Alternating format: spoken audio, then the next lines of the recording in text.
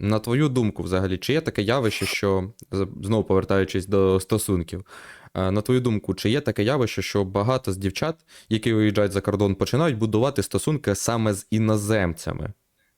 І якщо Конечно. так, то чому вони це роблять? Це знову ж таки про більше їх якийсь комфорт, статус та стабільність, або з'являється таке кохання до іноземців? Ну, кохання, може, і з'являється, типу, у некоторих.